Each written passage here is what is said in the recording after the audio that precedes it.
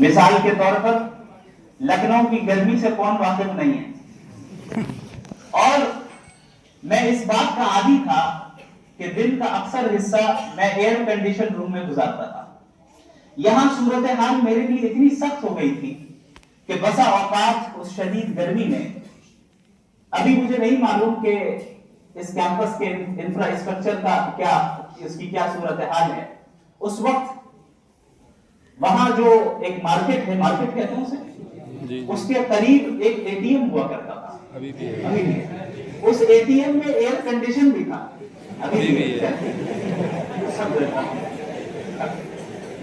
تو جب مجھے شدید گرمی لگتی اور برداشت کے باہر یہ گرمی ہو جایا کرتی، میں 5 منٹ کے لیے اے ٹی ایم میں چلا جایا کرتا تھا کہ کم از کم کچھ سردی مل جائے. اور یہ میرے لیے اس کا تحمل بہت مشکل تھا. میں جب یہاں پر موجود تھا، یہاں کا کھانا مجھے سوٹ نہیں کرتا تھا. میں کینٹین سے خریدتا، کبھی باہر سے منگاتا، کوئی کھانا مجھے سوٹ نہیں کرتا. پھر ایسی صورتحال آئی کہ ہمارے ذاکر کینٹین میں اور ایک اور جو کینٹین ہے وہاں پر صرف بن اور آملیٹ کھاتا تھا میں، بریک فاسٹ میں بھی، ناشتے میں بھی، لنچ میں بھی اور ڈنر میں بھی. اور چونکہ گھر میں عادی تھا کہ ایسا پانی پیوں جو فلٹرڈ ہو، تو اس ناحیے سے بھی بڑی دشواریوں کا سامنا کرنا پڑا. بسا اوقات ایسا وقت بھی آیا کہ میں مجبوراً صرف گلے کی خشکی کو، یعنی گلے کو تر کرنے کے لیے چند قطرے صرف ڈال دیا کرتا تھا کہ کم از کم گلا تر ہو جائے، لیکن میں اسے پی بھی نہیں پا رہا. یہ بتانے کا مقصد یہ ہے کہ یہ مرحلہ میرے لیے آسان نہیں تھا اور بہت مشکل تھا. یہاں تک کہ میں آپ کہہ سکتے ہیں کہ شیطانی وسوسوں میں مبتلا ہو کر اس نتیجے تک پہنچ چکا تھا کہ شاید اب میں اپنی تعلیم کو جاری نہ رکھ پاؤں اور واپس چلا جاؤں. میں نے اپنے والد محترم سے بات کی اور مجھے یاد ہے کہ اس وقت جب میں نے بتایا کہ میں نہیں رہ پا رہا ہوں، مجھ سے نہیں ہو پائے گا، یہ میری طاقت کے باہر کی چیز ہے، مجھے واپس آنا ہے. میرے والد صاحب حفظہ اللہ تعالی بہت زور سے رونے لگے، بہت زور سے. اور میں گھبرا گیا ان کی آواز سن کر. اور انہوں نے یہ کہا کہ بیٹا اگر آج پیچھے ہٹ گئے تو آگے نہیں بڑھ پاؤ گے.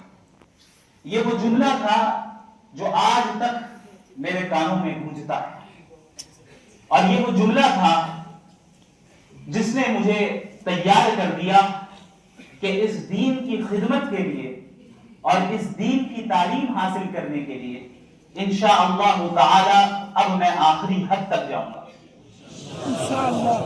اس کے بعد اللہ رب العالمین جزائے خیر دے میرے تمام اساتذہ کرام کو جو اس ادارے میں موجود ہیں.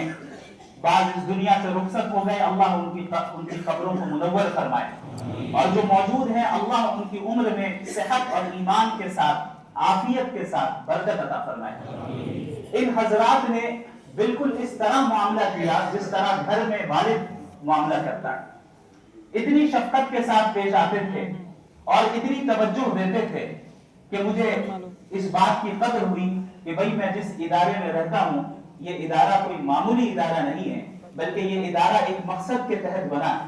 یہ ادارہ دیواروں کا نام نہیں ہے، یہ ادارہ سرٹیفکیٹ کا نام نہیں ہے، یہ ادارہ چند رسمی چیزوں کا نام نہیں ہے، بلکہ یہ ایک مقصد ہے.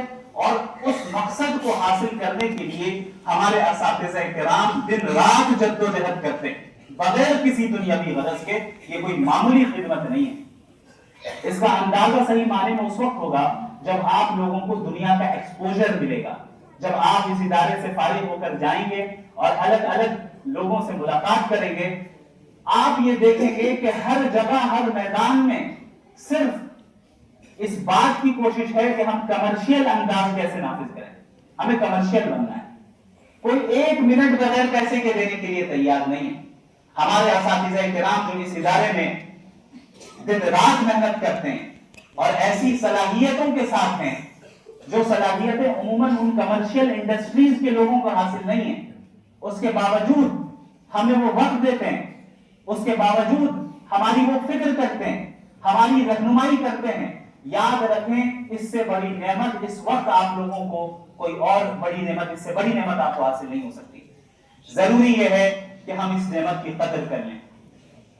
اللہ رب العالمین کی یہ سنت ہے، اس کا یہ طریقہ ہے کہ جو شخص اللہ کی نعمت کا شکر ادا کرتا ہے، اللہ کی نعمت کی قدر کرتا ہے، اللہ اس نعمت میں اضافہ کرتا ہے. اور جو شخص اللہ کی نعمت کی ناقدری کرتا ہے، اللہ اس سے اس نعمت کو چھین کر ایسے شخص کو دے دیتا ہے جو اس کا مستحق ہو. لہذا اس بات کا عزم کر لیں کہ ہم جس قیمتی ایام سے گزر رہے ہیں، ہم جس مرحلے سے گزر رہے ہیں، اس کی ہم بھرپور قدر کریں گے، ناشکری نہیں کریں گے، اس سے ہم استفادہ کریں گے اور ٹھیک ٹھیک جو ہے جس انداز میں ہمیں فائدہ حاصل کرنا چاہیے وہ کریں گے. یاد رکھیں، میں پھر بتا دوں، فخر کے طور پر نہیں، صرف تحدیث بالنعمت کے طور پر اور آپ حضرات کی ترغیب کے لیے یہ بات بتا رہا ہوں